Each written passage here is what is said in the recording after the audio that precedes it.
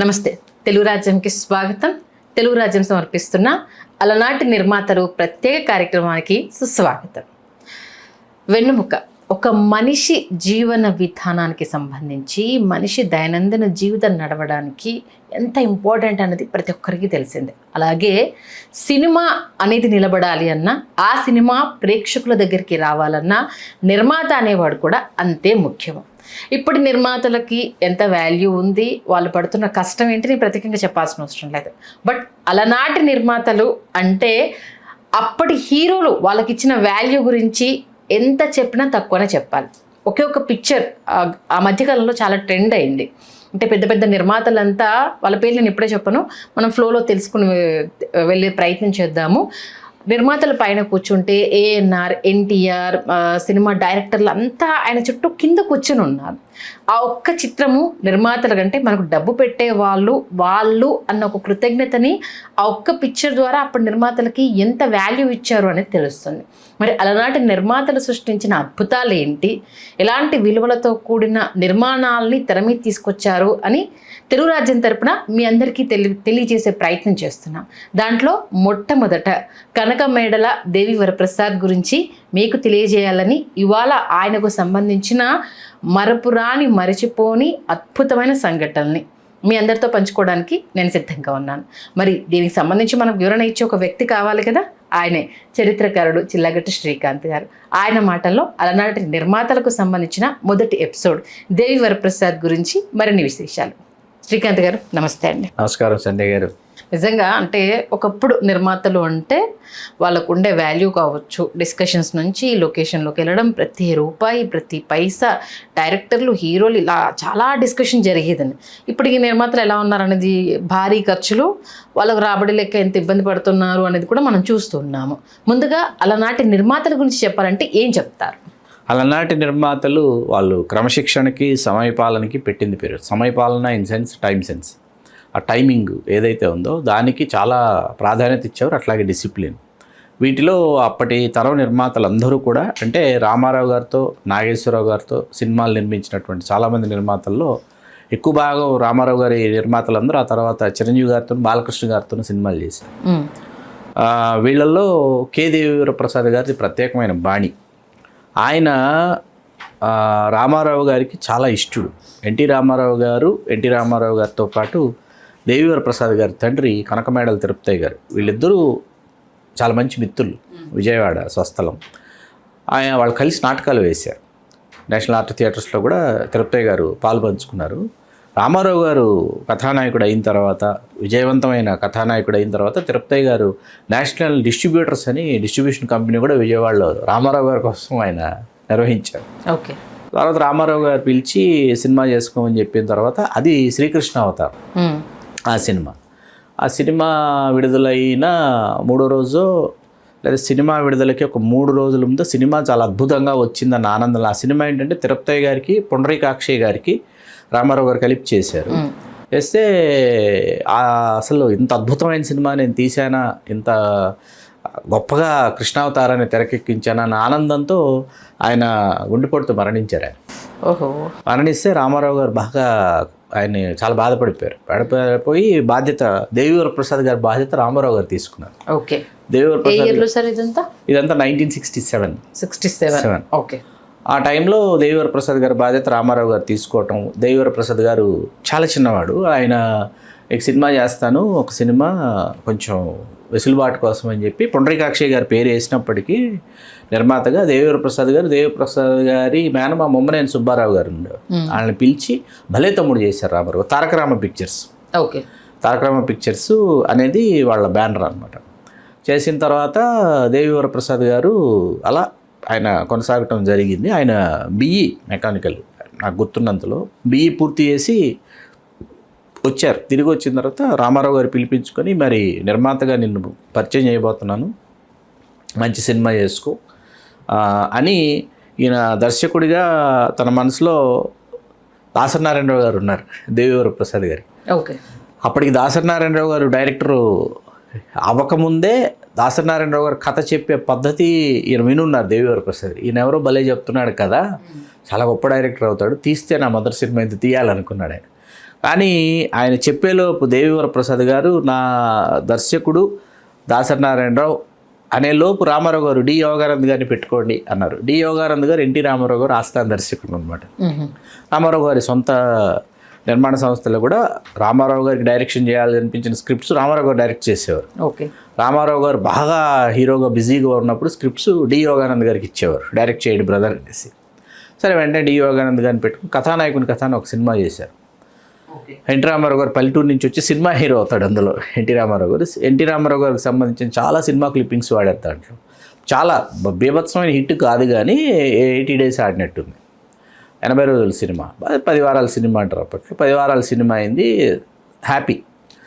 సరే అయిపోయిన తర్వాత ఆయన ఏదో ఒక డబ్బింగ్ సినిమా ఏదో చేశారు, హిందీ సినిమా తీసుకొచ్చి తెలుగులో పాములు పట్టే పసివాడు ఏదో రిలీజ్ చేశారు. అది కూడా సక్సెస్ఫుల్గా ఆడింది దేవివర ప్రసాద్ గారు.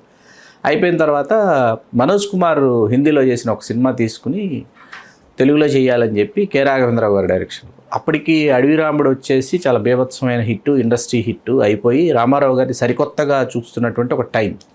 ఒకవైపు అశ్విని దత్ గారు ఎదురులేని మనిషి అని చెప్పి, తర్వాత ఏమో ఇది అడవి రాముడు, తర్వాత ఏమో ఇట్లా దీంట్లో ఏంటంటే దేవివర ప్రసాద్ గారు ఈ మనోజ్ కుమార్ హిందీ సినిమా తీసుకొస్తే చాలామంది దేవివర ప్రసాద్ గారిని బెదరగొట్టారు. చాలా క్లాస్గా ఉంటుంది హిందీలో ఆ సినిమా. రామారావు గారితో ఇప్పుడు ఈ మాస్ సినిమా వాళ్ళు ఆయన చేస్తున్న టైంలో ఇది ఇదవ్వదు ఏమో, వర్కౌట్ కాదంటే లేదు కూర్చుని చాలా జాగ్రత్తగా చేసి అది కేడీ నెంబర్ 1. ఓకే. రాఘవేంద్రరావు గారికి మార్నింగ్ ఫస్ట్ షో పడి రిజల్ట్ వచ్చేందుకు రాఘవేంద్రరావు గారికి డౌట్ అట, ఆయన డైరెక్ట్ చేసిన ఆడదేమో ఈ సినిమాని. కానీ సినిమా సూపర్ హిట్, చాలా బాగుంటుంది. హీమ్యాన్ క్యారెక్టర్ కాదు, అది సూపర్ మ్యాన్. ఓకే, అది వేరే సినిమా. ఇందులో కేడీ నెంబర్ 1 చాలా బాగుంటుంది. ఇందులో జగ్గయ్య గారు డ్యూయల్ రోల్. జగ్గయ్య గారు సాఫ్ట్ కార్నర్ పోలీస్ ఆఫీసర్, ఇంకో జగ్గయ్య గారు విలన్. చాలా బాగుంటుంది. జయసుధ గారు చాలా బాగుంటారు ఇందులో. చాలా మంచి పాటలు, చాలా పెద్ద హిట్ అయింది. అయిన తర్వాత వెంటనే ఆ దూకుడులో మళ్ళీ ఇంకో మంచి సినిమా చేసుకో అని చెప్పి మళ్ళీ అగైన్ రాఘవేంద్రరావు గారు, ఎన్టీ రామారావు గారు. ఈసారి ఏమైందంటే ఇందులో చిరంజీవి గారు ఒక పాత్ర చేశారు. ఎన్టీ రామారావు గారు బావమరిది గిటార్ ప్లే చేస్తారు ఆ క్యారెక్టర్. అది మొగుడు కావాలి టైంలో చిరంజీవి గారి డాన్సు, తర్వాత డెడికేషన్ అంతా చూసి, అంటే ఈయన ప్రొడ్యూసర్ కాకపోయినా వింటారు కదా, వినటమో సెట్కి వెళ్ళినప్పుడు చూడటం, ఆ సెట్లో ఏం జరుగుతుందని వెళ్ళి చూసినప్పుడు వాళ్ళకి అర్థమవుతుంది. చూసి భలే ఉన్నాడే ఇతను, ఎవరో ఇతన్ని పెడదామని చెప్పేసి చిరంజీవి గారు అప్పట్లో 40,000 తీసుకుంటున్నారు. ఈయన 70,000 ఆఫర్ ఇచ్చి నెగిటివ్ క్యారెక్టర్, ఆయన మిక్స్డ్ క్యారెక్టర్స్ చేస్తున్నారు. చిరంజీవి గారు హీరో చేస్తున్నారు, ఇద్దరు హీరోల్లో ఒక హీరోగా చేస్తున్నారు, విలన్గా చేస్తున్నారు. ఇట్లాంటి ఒక దశ చిరంజీవి గారి. దీంట్లో ఆయన ఏ పాత్ర వచ్చినా చిరంజీవి గారు అందిపుచ్చుకొని అందులో హీరోయిజాన్ని చూపించేవాళ్ళు చిరంజీవి గారు. అలా ఆయన్ని వెతుక్కుంటే పాత్ర వచ్చింది. మీకు చాలా ఆశ్చర్యపరిచే విషయం ఏంటంటే సినిమాలో ఏమో రామారావు గారి హీరో, ఓపెనింగ్ సాంగ్ చిరంజీవి గారి మీద ఉంటుంది క్లబ్లో. Okay. Guitar voice first song ఆయన మీద ఉంటుంది. మళ్ళీ క్లైమాక్స్లో ఎన్టీఆర్ చిరంజీవి గారు గిటార్లు పట్టుకుని వాయించి ఒక డాన్స్ అది ఉంటుంది, బాగుంటుంది. కానీ సినిమా అట్టర్ ఫ్లాపు, చాలా పెద్ద ఫ్లాపు. అయ్యేటప్పటికి దేవివర ప్రసాద్ గారు కంగారు పడిపోయి ఇంత అవకాశం ఇచ్చారు అన్నగారు ఏంటి అసలు అని చెప్పి మళ్ళీ రామారావు గారి దగ్గరికి వెళ్ళి, మీరు ఇచ్చారు అవకాశం, మేము సరిగ్గా వినియోగించుకోలేకపోయాము. అంటే ఇప్పుడు చచ్చిపోయిన శవానికి పంచాయతీలు ఎందుకు, ఇప్పుడు తర్వాత ఏం చేయాలో ఆలోచించండి, ఈలోపు కథ మీద కూర్చోండి అని ఏదో చెప్పారు. వీళ్ళేదో కథని వండి వార్చే పనుల్లో ఉండగా ఎన్టీ రామారావు గారు తెలుగుదేశం పార్టీ ప్రకటించేశారు. ఓకే. ప్రకటించేసిన తర్వాత ఇంకేముంది, మనకెక్కడ సినిమా చేస్తారు, ఇంకా అయిపోయింది, రాజకీయాల్లోకి వెళ్ళిపోతున్నారు అంటే సడన్గా ఒకరోజు రామారావు గారు పిలిచారు. పిలిచి అమ్మాయి మన సినిమా ఫ్లాప్ కదా, నీకు సినిమా చేయాలి, అలాగే మన ఫోటోగ్రాఫర్ ఎస్ వెంకటరత్నం గారు ఉన్నారు కదా, ఆయన అమ్మగోళ ఇన్ని చేశారు, ఆయనకు ఒక సినిమా చేయాలి. నేను కృష్ణరాజు గారు, ఆయన నవత కృష్ణరాజు గారు, వేరే కృష్ణరాజు గారు నాకు గుర్తు రావట్లేదు, ఆయనకు ఒక సినిమా చేయాలి, మీ ముగ్గురు కలిపి ఒక సినిమా చేసుకోండి అన్నారు. కాకపోతే 10 రోజుల్లో కథ సిద్ధం అవ్వాలి, 18 రోజులు డేట్లు ఇస్తా, 18 రోజుల్లో పాటలతో సహా పూర్తి చేయాలి. Only 18 days day and night work చేస్తారు, ఎలా చేస్తారు నాకు తెలియదు, ఇంక్లూడింగ్ సాంగ్స్ 18 days మీకు డేట్లు ఇస్తున్నా, ఫినిష్ చేసుకోండి, ఆ తర్వాత నేను తెలీదు వెళ్ళిపోతున్నాను ప్రజాక్షేత్రంలోకి అని చెప్పారు. 10 రోజుల్లో కథ అంటే ఎక్కడి నుంచి తీసుకొస్తామని లావారీస్ని అమితాబ్ బచ్చన్ సినిమా రీమేక్ చేద్దాం రామారావు గారు చూపించి రైట్స్ కొన్నారు. పర్చూరు బ్రదర్స్ రాశారు, కే బాపయ్య గారు డైరెక్షన్. ఈ కృష్ణరాజు గారు అనేది మధ్యలో తప్పుకున్నట్టున్నారు, వాళ్ళకేదో కుదరలా. అప్పుడు దేవివర ప్రసాద్ గారు, ఎస్ వెంకటరత్నం గారు ఇద్దరు ప్రొసీడ్ అయిపోయి ప్రొడ్యూసర్స్గా. ఎస్ వెంకటరత్నం గారి ఫోటోగ్రాఫర్ కాబట్టి 17 రోజుల్లో పూర్తి చేశారు వీళ్ళు సినిమా. పూర్తి చేసి రిలీజ్ చేశారు. సినిమా ఆడింది. ఏ సినిమాలో చెప్పలేదు. నా దేశం. అది క్యూరియాసిటీగా వెయిట్ చేస్తున్నాను నేను. ఆ సినిమా నా దేశం. ఓకే, జనని జన్మభూమి ఇచ్చా. అది బొబ్బిలిపులి. నా దేశం వేరు, బొబ్బిలిపులి. బొబ్బిలిపులి దాసనారాయణ. యాక్చువల్గా రామారావు గారు అనుకుంది ఏంటంటే రాజకీయాలకు వెళ్లే ముందు చివరిగా బొబ్బిలిపులి విడుదల అవ్వాలనుకున్నారు. విడుదల అవ్వాలి, నా దేశం అసలు లేదు. బొబ్బిలిపులి విడుదల అవ్వాలనుకున్నారు. బొబ్బిలిపులి కంప్లీట్ చేసేసి అదే లాస్ట్ ఫిల్మ్ అని తర్వాత రిలీజ్ అయిన తర్వాత చెప్దాము, అదే మా ఆఖరి సినిమా అని ఇట్లా ఏదో అనుకున్నారు. బొబ్బిలిపులి ఏమైందంటే మొత్తం సినిమా పూర్తయిన తర్వాత సెన్సార్లో చాలా రోజులు సెన్సార్ వాళ్ళు ఇబ్బంది పెట్టారు. చాలా రకరకాల కట్స్ చెప్పి రకరకాల ఇవి చెప్పి ఏది చేస్తే లేట్ రివైజింగ్ కమిటీకి వెళ్ళారు. బొబ్బిలిపులి రివైజింగ్ కమిటీకి వెళ్ళి తెచ్చుకుని ఆ బొబ్బిలిపులి తర్వాత నా దేశం వచ్చింది. అయిపోయిన తర్వాత ఈయన రాజకీయాల్లోకి వెళ్ళిపోయారు. అయిపోయింది. ఈయనకి దేవివర ప్రసాద్ గారికి ఏంటంటే చిరంజీవి గారు ఈయన దృష్టిలో ఉండిపోయారు. ఓకే, ఇంకా దృష్టిలో ఉన్నారు. ఎన్టీ రామారావు గారు వెళ్ళిపోయారు, ఈయన దృష్టిలో ఉండిపోయారు. అప్పుడు రామారావు గారు సెట్ ఆఫ్ ప్రొడ్యూసర్స్ అందరూ ఏంటంటే వాస్తవంగా కృష్ణ గారితో చేసేవాళ్ళు కాదు, కానీ వాళ్ళందరూ కూడా మెల్లగా ట్రాన్స్ఫర్మేషన్ కృష్ణ గారి వైపు మొగ్గు చూపారు. అశ్విని దత్ గారు అగ్నిపర్వతం తీయటం, ఇట్లా కొంతమంది టీ త్రివిక్రమరావు గారు వీళ్ళందరూ అలా ట్రాన్స్ఫార్మ్ అవుతున్న టైం అది. ఆ టైంలో ఏమైందంటే దేవివర ప్రసాద్ గారు చిరంజీవి గారితో సినిమా స్టార్ట్ చేశారు, చట్టంతో పోరాటం, కే బాబాయ్ గారి డైరెక్షను. కథ విషయంలో దేవివర ప్రసాద్ గారి జడ్జిమెంట్ ఎప్పుడూ ఎక్స్ట్రాడినరీగా ఉంటుంది. ఓకే, చిరంజీవి గారితో ఆయన ప్రయాణం అట్లా మొదలైంది. ఆ మొదలైన క్షణం చిరంజీవి గారు మొదటి రోజే షూటింగ్ ప్రారంభించబడిన ఏదైతే మొదలుపెట్టుంటారో ఆ రోజు రాత్రి 3 గంటల వరకు చిరంజీవి గారు షూటింగ్ చేశారంట. 3 గంటల వరకు చిరంజీవి గారు షూటింగ్ చేసిన విధానం కానీ, చిరంజీవి గారి బిహేవియర్ కానీ, అట్లాగే చిరంజీవి గారికి పని పట్ల అంకిత భావం కానీ అవన్నీ చూసి దేవివర ప్రసాద్ గారు ఆశ్చర్యపోయి మరుసటి రోజు ఒక ప్రెస్ మీట్ పెట్టి మా దేవి ఫిలిం ప్రొడక్షన్స్ హీరో ఇవాళ నుంచి చిరంజీవి గారే అని ప్రెస్ నోట్ రిలీజ్ చేశారు. ప్రెస్ మీట్ అంటే అప్పటి నిర్మాతలకు ఒకే హీరోతో కంటిన్యూ ట్రావెల్ అయ్యేవారా, లేకపోతే వీళ్ళతో మాత్రమే సినిమా తీసేవాళ్ళ? వీరు అందరితో తీసేవాళ్ళు. కాకపోతే ఒక సెట్ ఆఫ్ ప్రొడ్యూసర్స్, ఇప్పుడు ఎస్ గోపాల్ రెడ్డి గారికి బాలకృష్ణ గారికి కుదిరినట్టు మిగతా వాళ్ళతో కుదరలా. ఎస్ గోపాల్ రెడ్డికి కాంబినేషన్ అట్లా దేవివర ప్రసాద్ గారికి చిరంజీవి గారికి అలా కుదిరింది.